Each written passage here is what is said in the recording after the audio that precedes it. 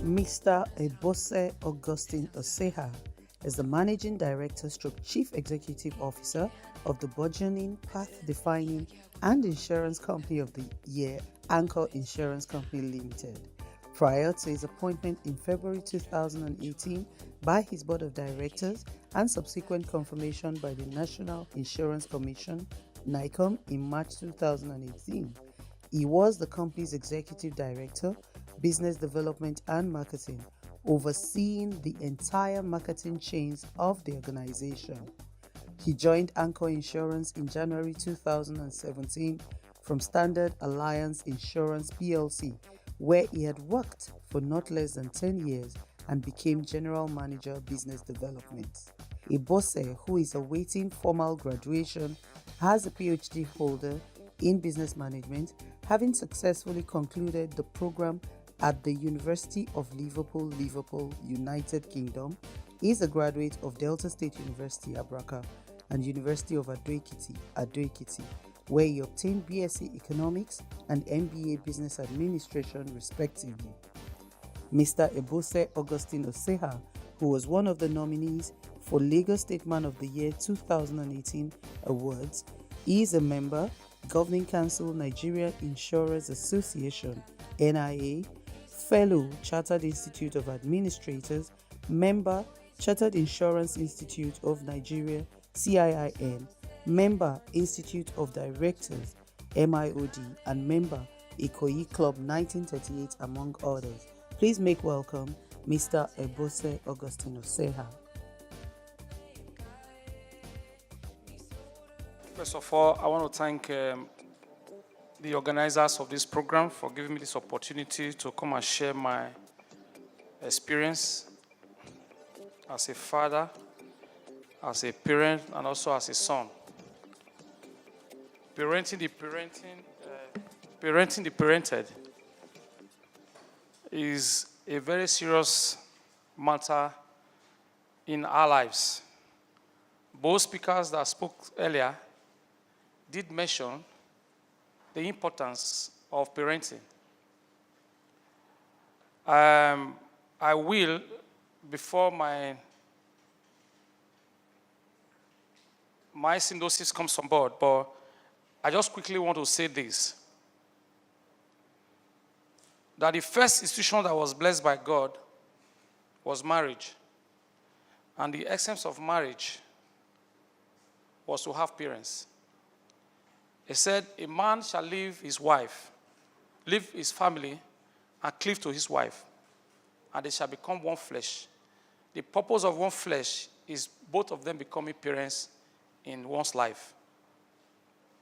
And the first duty, or the duty assigned to parents first, is to emotionally, physically, and spiritually care for the well-being of their offsprings, which is their children. Anything short of this is out of track. Then I also want to say this. He said, Christ said, we shall inherit from our inheritance. And what do you mean by inheritance? Is transfer of those genetics, the body, the soul, and the spirit. As Oseni said here few minutes ago, is that the Boko Haram bandits, the armed robbers, the killers in this country, they are all from a home. They had parents. How were they raised? What were they told? Who raised them? These are some of the questions we will answer today. Parenting the parenting will take us fast. What is a parent, or who is a parent?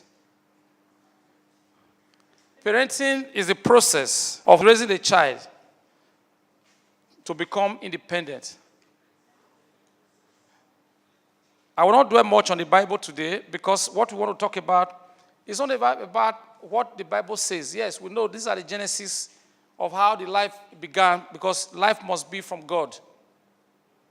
But we're more concerned about how the society our country, our home can be better. Because if families are better, the society will be better, the nations will be better, and the world will be a better place.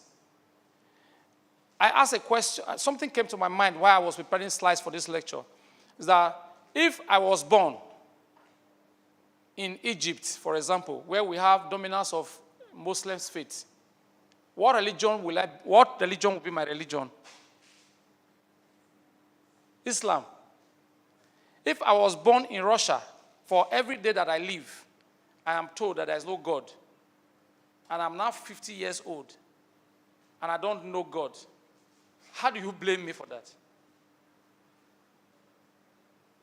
If I was born by wicked parents who never taught me what love is, I have never been shown love, how do I give back love? How does love now become my philosophy? If since I was born, I have never been asked to go to school, and I don't go to school, not trained by my parents, how do I become schooled? If I was born to a home where sorcery and magic was the order of day, how can my life as a parent be different from the life of my parents? The family itself, the life we live, and the individual lives that we live, is a reflection and a mirror of how we were raised. We all went to school, and we can all sit down here today. From the cameraman to the man that is speaking to those who are seated here today, we all have functions here. It's because we were taught how to do it. And that is the role of a parent. We as children are a reflection of our parents. What is parenting? But I will read from here because I don't want to leave the track. That being a parent is being there through the tantrums, the milestones and the tears. Being a parent means that you love that little person which you created. What are we talking about? Because the child that comes through us is for us by us, made for us, that we brought to this earth. They are innocent. So what do we impart to them? We used to say in educational philosophy that children are tabula rasas. What that means that they are blank slate that you write on. Whatever you write in a child, that is what you get out of him. If you, from day one, tell your children that, look, you must be generous, you must love, you must show respect, that is what they will become. Children cannot just wake up by intuition and begin to respect people, but because they went to school. The school itself has its role to play by modeling, but the parents have much more to give when it comes to family. If you are brought up in Oba Palace in Benin, there's this tradition of pride that goes with you because that's how you are taught to live. If you are a Mongolete and you grow up in Mongols, you will act like the Mongolets because you will dress the way they look. If you are Samoa, you are recognized by your culture. These are family transients that have evolved into a culture because families are a clan and they are home. Family first before a clan, clan before a community, community before your local government, your state, and whatever. That form is family, communities or families form a state and a nation.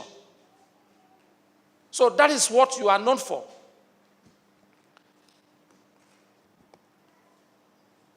More than you could ever love.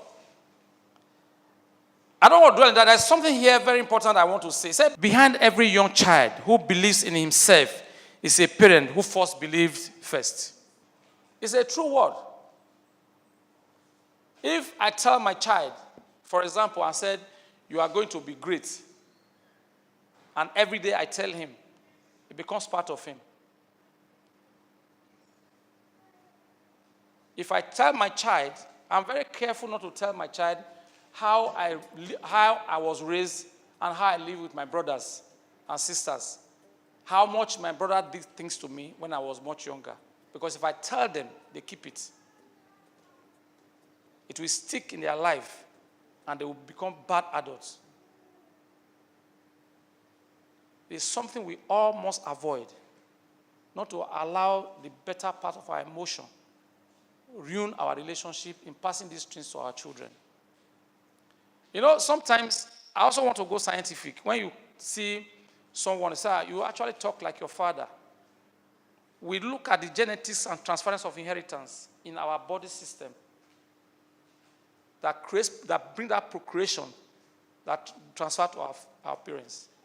So if you grow up with bad attitude, or you have a parental trait that is in you that is inborn, haven't been educated, gone to school and all that, as a reflection of the society, and you find that those things are not workable in society, all you need to do is to kill it in your children.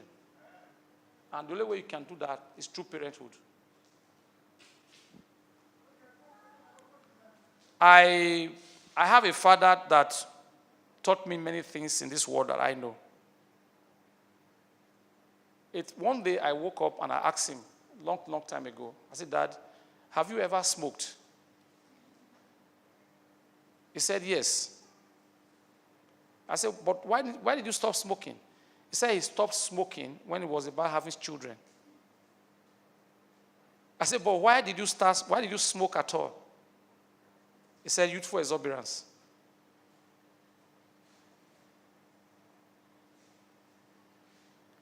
Then he stopped smoking because he doesn't want that bad habit transferred to his children. But a lot of us are not conscious of these ideas of not transferring things from us, which leads to bad parenthood.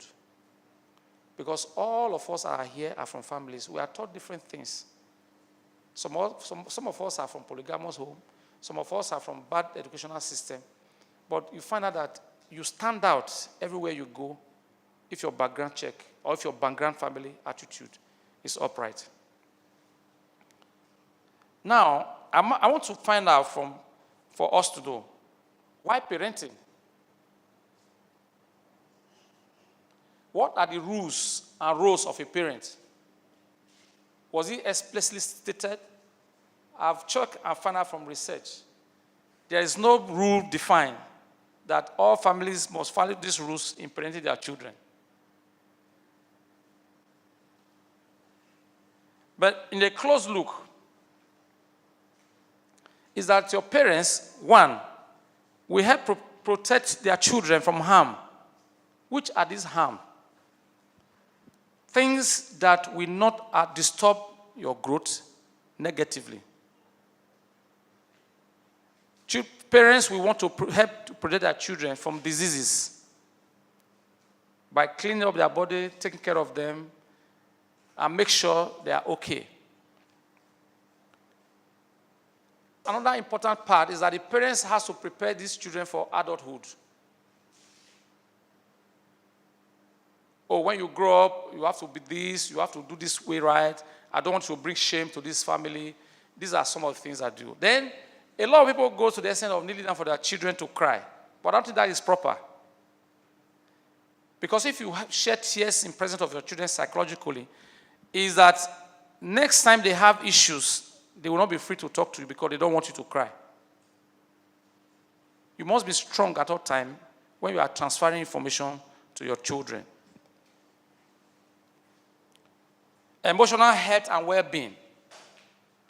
There are issues in families that you must be very, very concerned about in terms of how you relate such issues to your children. About your disappointment. You must come out strong at all times, no matter how weak you are. Children want to see strong parents. Children want to see spiritual parents. Children want to see parents that will give them stories that will make their life better. Remember, whatever you deposit in them is what you find. Some of us that have been everywhere, maybe through employment and other, people show up with behavior after educational pursuits. You find out that the behavior that your parents gave to you, no matter how educated you are, they still remain there. Because they are deposited.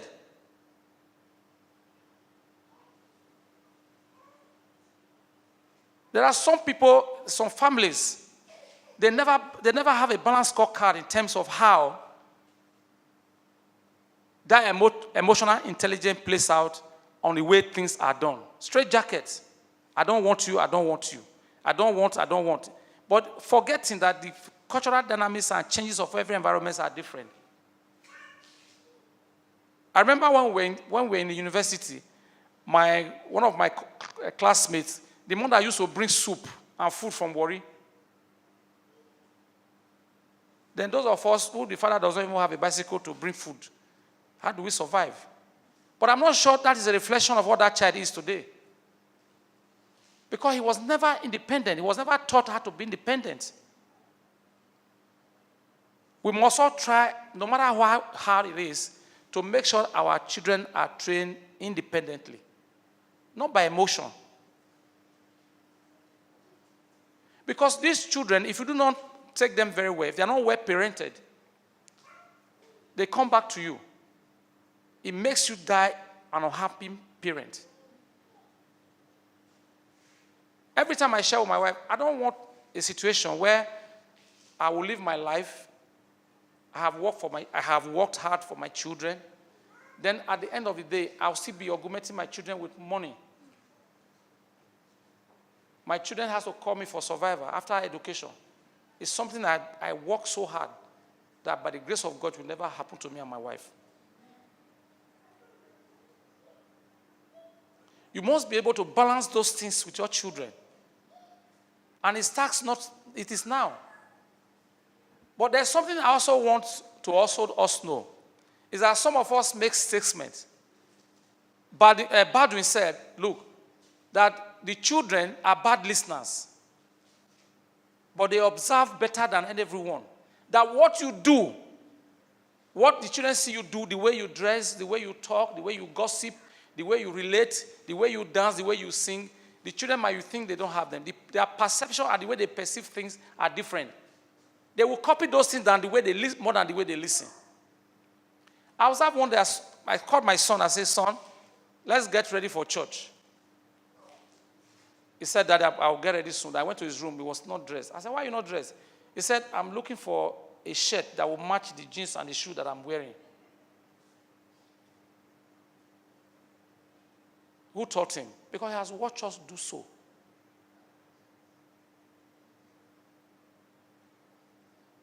He has watched us do such things.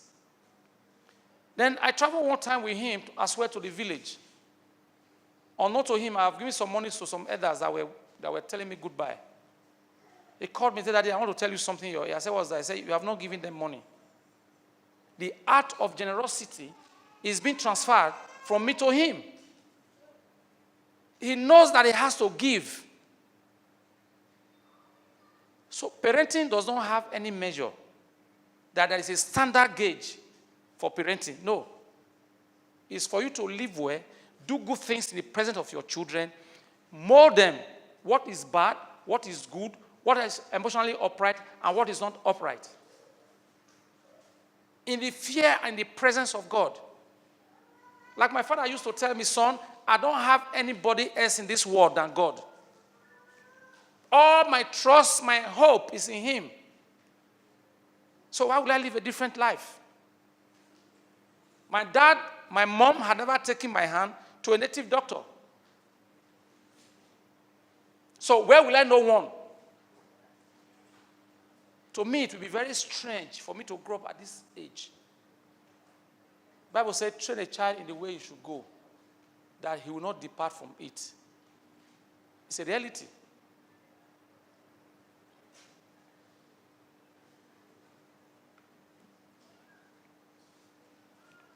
The guidance and discipline that comes with the way we live is promptness. For those of us who are always late to work, and our children always watch us rush, they will grow up to imbibe that same culture. Our neatness, our discipline, the way we relate with people. If you watch some people speak on the telephone, and the person on the other side, you'll be wondering, are they quarreling? Suddenly you see a smile coming out from you after a telephone call. When you quarrel with the person you were talking to, say, no, your voice was too loud. That is the same thing. Your children will copy. Have you also nurtured that even institutionalized organizations where you have managers who have built a structure over time, they bring people to work with them. Suddenly people begin to behave like them. If you go to, with all due respect to Christ Embassy, if you see a lot of pastors there, they want to speak like Chris.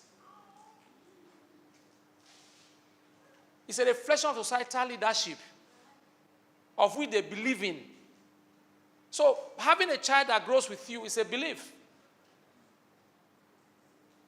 Is that same belief they will grow? So it's a disciplined nurture. That's called guidance.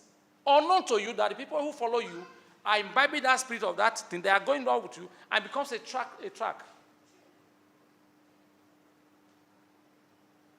If you hear some music, for example, I listened to Dante, a musical artist, and I heard someone play one day. I said, that music sounds like Dante. I read, but it wasn't the man. I googled and found out that person, that music was produced by him. It's a lineage.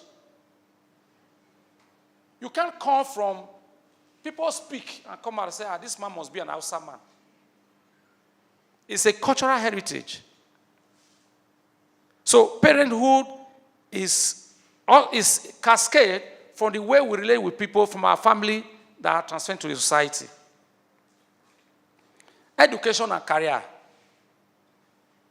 Now, in choosing career for our children or trying to educate them, like I said earlier, whatever you give to your child is what you take out of him. Now, we talk about values and culture.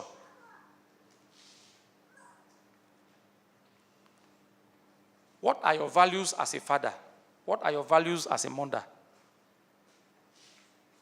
Do you believe in hard work? Do you believe in God? Do you believe in doing what is right? Do you tell lies? Do you gossip? I will share something with you one day.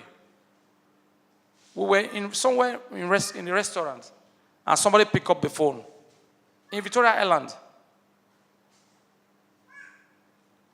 It's like somebody was asking, where are you? He said, I'm in Agege. Everybody that sat there looked behind. Agege will be here. But a lot of us have made that mistake, saying these things in front of our children. And unknown to us, we are passing a very terrible value.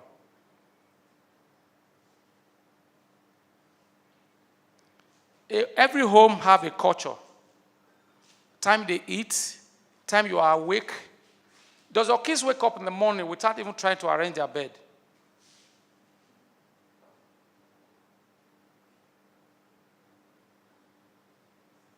What value do you transfer to your children? How do you want to be seen? How do you want your children to be seen? People come and say, I don't want my child to bring a shame to me, this and that. What have you inculcated that will not bring shame?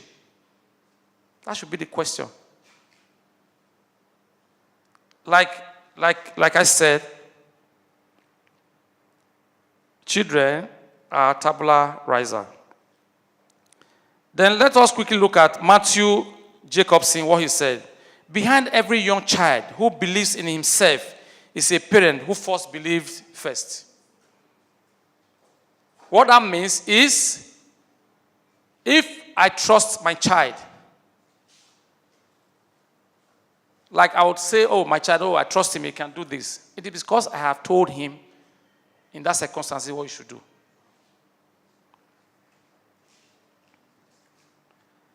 There is something that I mentioned earlier in my preamble, talking about genetic inheritance. That cannot be ruled out in parenting. We bring up, like Jesus Christ said, he said, we bring our awesomeness. into our lives. And we have brokenness because we do not take a lot of things that we are supposed to have done, we take them for granted. Let me tell you why. If, for example, it's also very bad parenting or futuristic planning for parents. If you are AS and I'm AS and we have to marry, there's natural brokenness that will come with it. Because the pains in future will be enormous. Do you want to bring up an unhappy child? Do you want to bring up a broken child? So in parenting, these are issues that in this country today, the sickle cell anemia is as a result of bad parenting. You will say, how? The transcendency of parenthood is supposed to bring happiness and strength because it's a planned job. Parenthood is not something you jump into. Like OAP said, he said, somebody just goes and says, my child came by mistake. No. Your child is not supposed to be a mistake. You see a lot of persons, for every time they want to have children, the whole societies are involved. The role of genetics and inheritance is something very important. For those of us, our parents had so many children. But in our time, we looked at where we modeled the ship, how we ruffled through the system. We didn't want to have such things come along with us. You take something that is good, you copy, you take away. Then those spirits you must imbibe in your children. Like some time ago, I called my sons, and I told them I needed to drive in a philosophy, and I will continue to say that all the time. Because as parents, you must sound like a broken record until you are ahead. I don't want my children to beg. I say, look, you have uncle, plenty uncle. I have 9 brothers, 3 sisters, cousins all over the world. But I don't want my kids to leave my house and go to my brother's house and ask for money. Don't do that. And in doing that, you are showing them how to be financially independent. You are showing them how to be very responsible. Because a man will be more responsible when you have nobody to wait for, except God. And a man will succeed if he doesn't attempt to wait for people. A man will be more happier if he doesn't depend on people for survival. A man lived for 90 years and he was asked I read it in one of the daily sometimes in the Glittery. He said, why are you at this age, at 90, you are still very strong and happy? How did you make it to this stage? He said, because he doesn't send people around. He believes so much in himself to do things for himself because that brings happiness to him. So we should be very careful in our genetics, in taking decisions about how our future should look like. Then today's parenting has a lot to do with technology. We had a debate to say the smartphone or technology is a bad concept for parenthood. And if I ask here, how many of you believe here technology is good for parenting? Social media. A lot of people do not believe it's a good omen for bringing up children. Technology, social media. But for me, if you ask me, technology has come to stay. Now, let me say one. In the year 1990, if you leave home and you go into school, you are not going to see your parents until 3 months' time. You might not even hear story if they are dead, except there is a passenger or a student in your class who traveled to your village, who saw them. But now, you can be here and your son lives in America, or your daughter lives in America. You can cancel your child from here directly. Is that a disadvantage?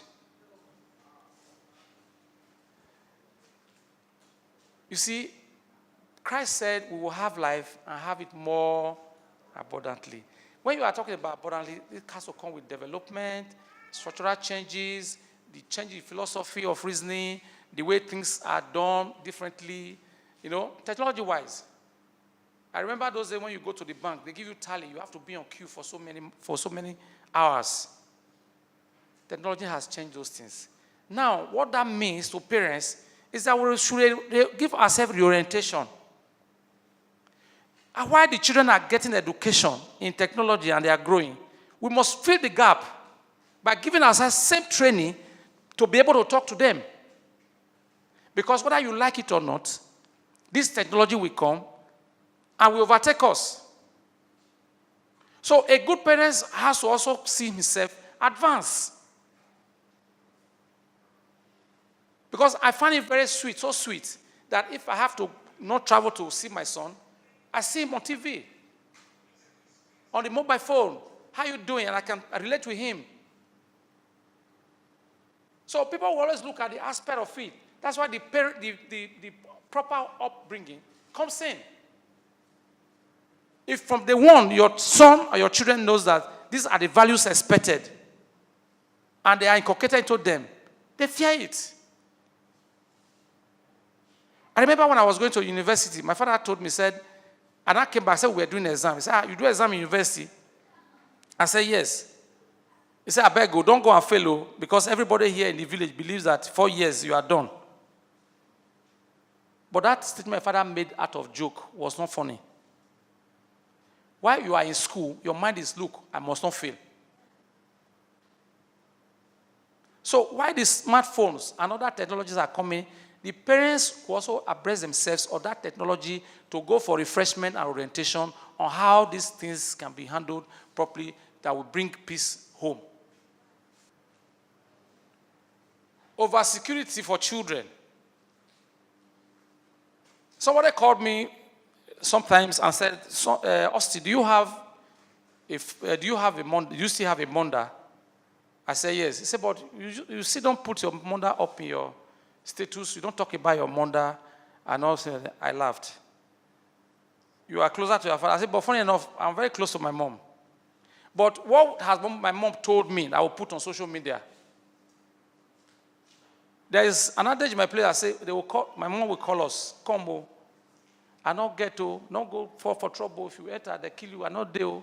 Is that what I will put on social media? Her things she said were overprotective. If you give my mom information about anything you are going to do, while you stay on the other side, she's praying. This London, when they go, so God may not let her die for road. Everything she says is all about fear. But to her, it's security. My father will call me as a G, say, look, son, no narcotic, no gun running, go and succeed. We did to my wife one day. My son said, I told my son, I said, we are going out, you and your brother. He said, is mommy going with us? I said, no. He said, thank God. The thank God is that there's no control. But the truth is that with me, there is control. But the control I will give is I will give you all the liberty. But when you are giving the track, I say, that's okay. So you must look for a way to balance that scorecard in giving that security that you have for your children. Now, when we're in school, I have some of my friends.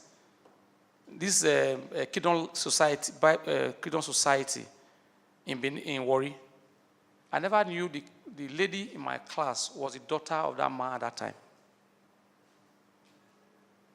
You know, those days we have what we call Gawood jeans, trade horse. Those were panties that were like hot cake at that time that we have now. Shredded jeans, tight panties, and all that.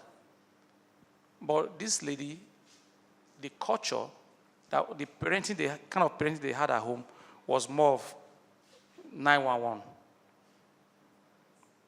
Where a child would be so subdued that you lost your emotion and your freedom. Straight jacket. But the moment they step out of your gate, they are wild animals. Or you wouldn't blame them because they need to express themselves and freedom. You must allow your children, your words, to always express themselves. And that is the only way you can give them reproof and correction. You must not give advice of fear, no matter how fearful the condition is.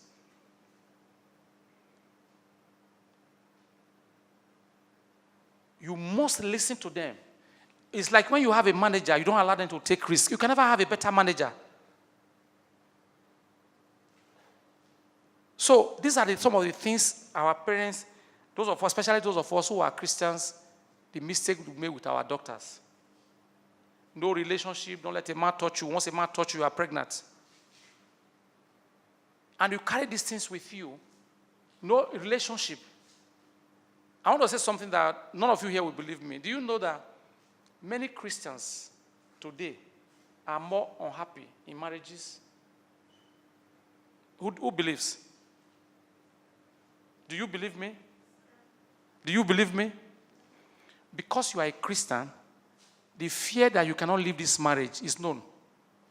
So whether you are dying, whatever happens, the shame that, look, I don't want to have a broken home, you remain in it. But because you do not have that emotional intelligence, you were never taught how to navigate between evil in marriage. Those dynamics within relationship, relationship that you never had. 6 months in the church, counseling. What will counseling from a teacher brings to you? In practice, there should be proper courtship in a relationship that will give you an insight into where you are going to.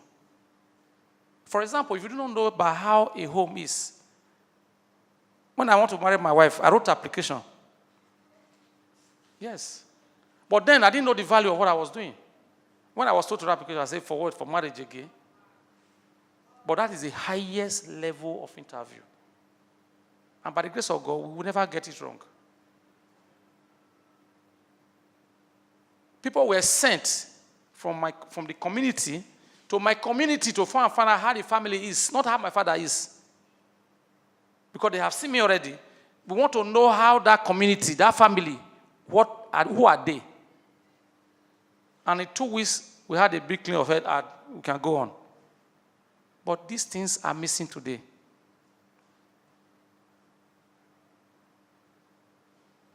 The moment you find someone on the street, he can pay your bills, then he loves you. So these are family issues that have brought shame to Christendom and to parenthood. As a parent, you should be more involved in what your kids or your works are doing. You must be involved. You must be involved in when they want to take their decision of the school to attend, what to do, when to marry, how to marry. We should prepare them. There's nothing to be hidden. Relationship in home, to your parents, to your family, and to your kids and your words are not something that has to be done in abeyance. You must parent your children from everything they are doing. If they know you are involved, if the children are talking to you, let it be like a past tense. Daddy, remember what I told you? I'm saying they don't have to remind you because you are part of it. That is the parenting of today. The children are far ahead of you.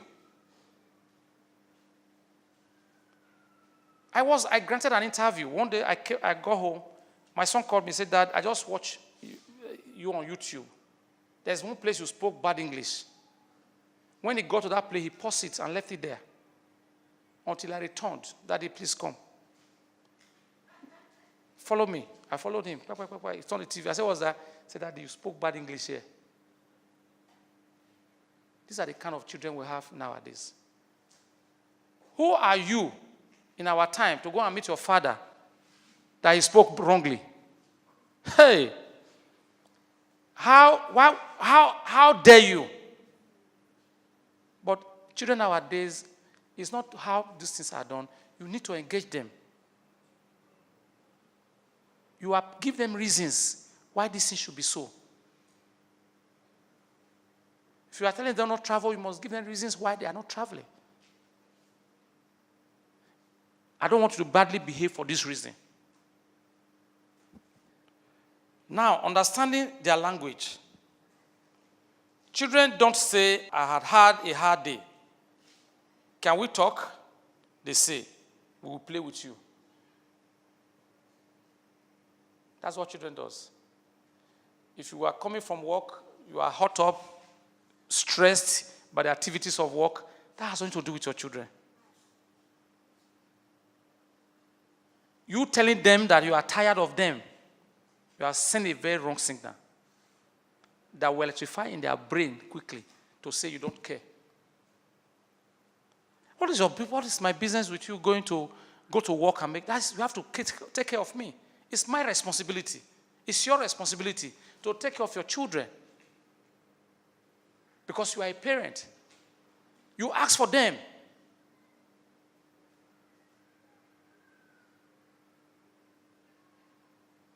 So we should get more involved in the things and actions of what they do. Now, you also understand we have different types of personalities that also affect the way we talk to our children and the way we relate, even in our offices and all that. Personality traits, we have the choleric, which has to do with a very strong character, very ambitious people. Then you have the sanguine, who is like a lower cadet of a very strong character, but understanding, not like the choleric, who is like a hammer. But the advantage of all these personalities have a thought. Then you have the melancholic. Melancholic is something that people are just there who are professionals. Most of them, if you want to describe in the professional world, I call them the auditors. Rule by tune. You must do this thing the way it is. If you change, you are wrong. Pastors, bishops, who doesn't want to die before going to heaven? Then you have the phlegmatic. I think that's where my wife shares between the sanguine and the phlegmatic. I don't even know the group I belong to, but I can't amend that between the whole group. But in the real sense of the word, in the modern society, we all need to play in the whole group. For you to move around, for you to be able to cross these personality traits, it gives you edge in the way you manage your children. Son, sit down here. You must sit down. You can't do that. So those personality traits are something that we all need to work on. But I will advise that we find out what kind of personality trait that we are, so that will help us to. Now, if you go to the parenting and the personality traits and parenting, you see that the kind of personality that you have is something inbuilt that you also have in children. And those things can only be healed on wholeness, especially for someone who is like the choleric that is very proud. Proud inbuilt has some personalities that, if you are a proud person, you don't want to cheat, you don't want to steal, you don't want to have disrepute, you are just straightforward, you want result all the time. Because one, you want to, the choleric, which is of course the hammer, is a giver. Then these traits that you find in your children, you should study them very much early. And know the group they belong to, so you start carrying out your corrections. If you do not do that as a parent, you'll find out that your child comes up with a stronger character. Then when you talk sometimes, mommy, forget that thing. That character is coming out inordinately. It begins to affect your personality and the way you relate with them.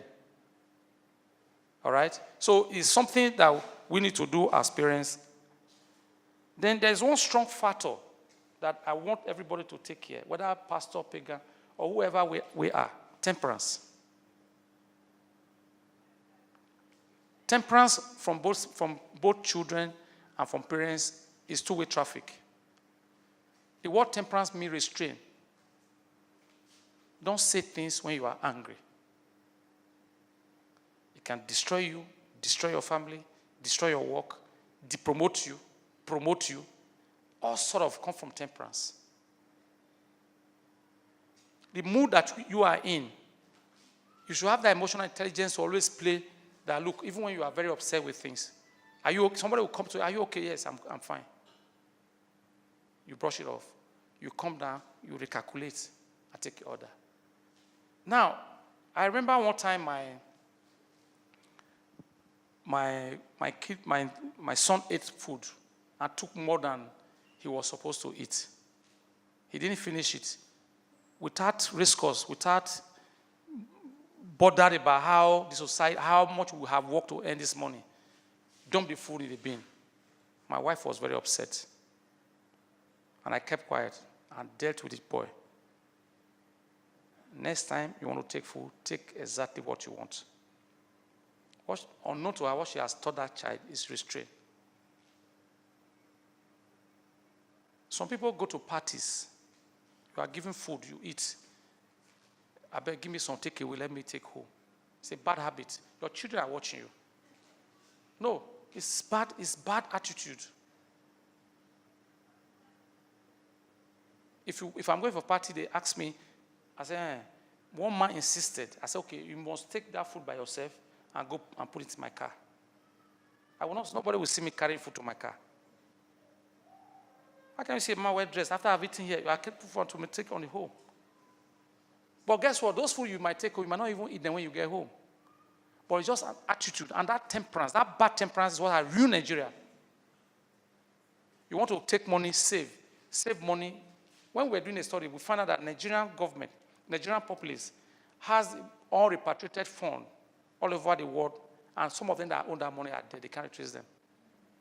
Nigeria has the highest in the global ranking. You just pile up money, no reason. We don't have factories. When I was coming on this road, this Acme Road, those days we were hustling, living in this Lagos. We found out all these places were factories, but they are all churches now. Spiritual well-being, economic well-being, well, that's another story for another day. What has led us to where we are in this country is our leaders not being able to exercise restraint in the things they do. Even as a pastor, you must also sometimes restrain from some spirituality and look normal. Because you are not God. Parent primary characteristics. We have the child characteristics and the contextual and social-cultural characteristics that, if they are all put together, brings us to make up a good parent. And I'll quickly read through them. We talk about the age, we talk about personality, we talk about mental health, developmental history. All these are geared towards having a better parenting. Then you talk about the child characteristics. Talk about behavior, temperament, age, health, skills, and gender. Because let me just quickly explain the gender. The way you raise a girl child and the way you raise a male child are not going to be the same. When you talk to a girl child, you must talk to her with affection. Much more. Because when a girl child gets upset and they don't come back. We have many ladies who are not in tune with their family, more than me. So it's something that maybe a longer time lecture, but you can just read them up on parenting. It's very important. Then in the cultural, social-cultural, some of us, we tend to raise our children above our culture. What you are doing to these kids, you are killing their instincts of their originality. And the ultimate loser of these children is yourself. Oh, my village is not good. Don't go to this village. Just go to America. I don't want to see any of you here again. That's not what you are doing the best you're doing. In my traveling around the world, I've been to Italy, that you see an Italian that was born in America. They can never give an American name. And every time I look at the Yorubas and the Igbos of this country, I really appreciate them when it comes to that cultural value. In my village, they speak Pidgin English. Pidgin English, not even Isha. And some of these things we think we are doing for the society, is harming the family. You call for family meeting in some families, they are speaking English. The cultural values that we come up with that instill fear naturally have all been lost. If you go to, there's no culture that allows you to go take what does not belong to you. There's no culture that will tell you, oh, this country, this person, go and kill him. No. But we have more broken homes now than when we respected our culture.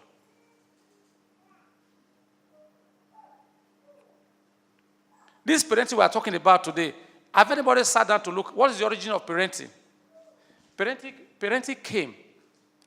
The first study of parenting came in 1958 in America. And it's brought down by confusion in people raising up their children. It was not the original idea. So culture is something we all need to take very, very seriously as it concerns the way we do things in our homes. Social network, which is the main focus for this new generation. We should be able, as parents, navigate between social lines. The idea of telling children, oh, don't go there, this is bad, you must give reasons. Why? Because the children that you are telling these things to have no research.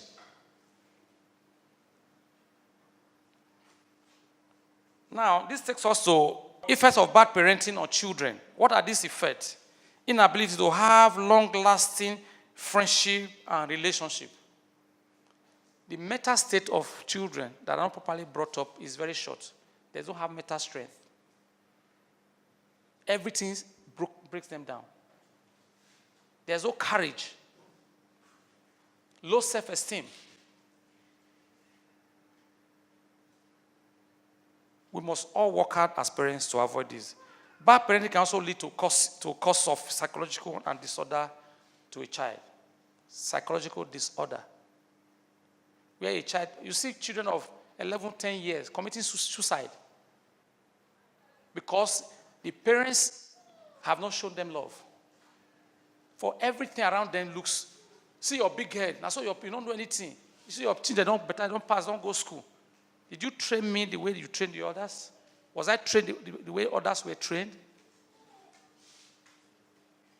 Some parents are really jokes.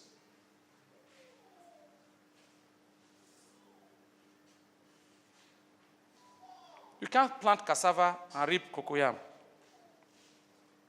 Depression and low self-esteem, like I mentioned, bad parenting makes a child more prone to criminal behaviors because he was never taught the values of life. Watch what you do around your children. And I will read something here by James Baldwin.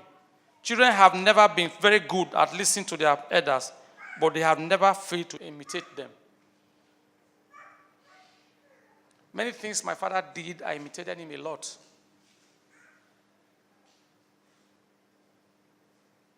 Sometimes we think our children does not deserve explanations of things we do. I appreciate my wife a lot when we are trying to have some serious discussion. She drags me in because she doesn't want the children to hear. And the only way I can cheat her very well quickly is to say things in presence of my children because she cannot say no to me. I take advantage. But a lot of people will abuse their wife, abuse their husband in presence of their children. You are raising a child that will be a bully. You are raising a child that will abuse the husband. You are raising a child that will abuse the father. You are raising a child that will abuse the society. You are raising a child that will be a bad teacher. Because this child, the highest teacher any child will have is the parent.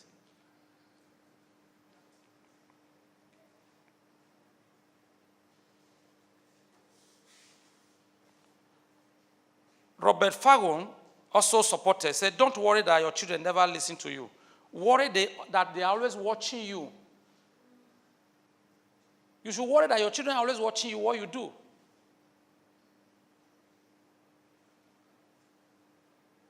I can't leave home without telling my children where I'm going. Because if I come back, I'm going to do a lot of explanation. Because that's how my father raised us. My father will tell us where he's going. Though sometimes the pressure of what takes us away from doing that, the children will draw you back because you have taught them. You must explain. You must explain. Because your children will always imitate you. They want to speak like you. They want to dress like you. They want to do things that you do. My father is late, but there are so many things, a standard I have set that I cannot go below maritally. If someone comes, my father, before we were even married, he had told us that divorce is not a norm in this home. So if you want to marry, I will quote him, use Omo, use elephant, use all the soap to wash your hair, then go to church, use olive oil. I must be very sure that what you are going to, you are not coming out of it. So why will I even wake up tomorrow and think that my wife should get out of my house? For us, it's a standard that you have failed. But for some families, it's not.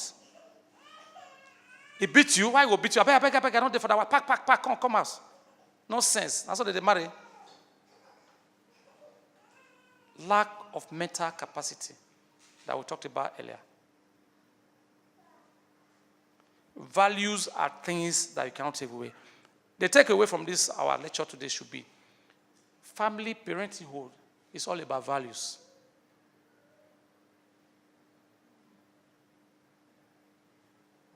You want to go to school to have an impression. Impress who? To have a value. In marriage, in your educational pursuit, in the things you do, even in friendship, you must bring value. If you do not bring value to the table, you are not valued.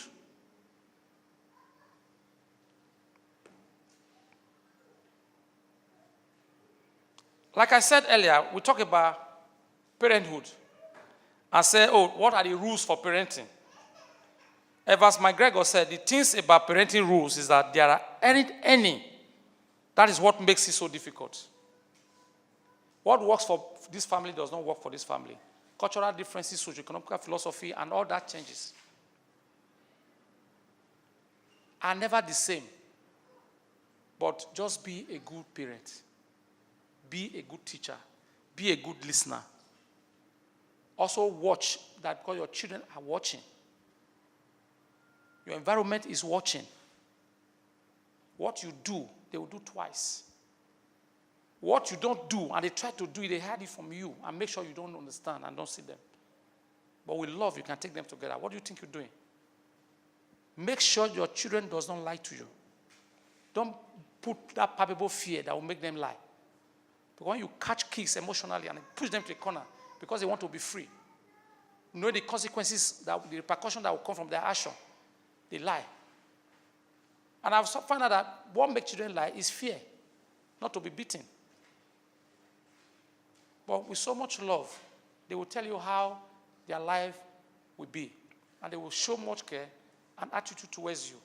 Because the love from children and the play we have from children is something so sweet that I don't want any parents to have such that. The memory I have of my father is still very, very fresh in my memory.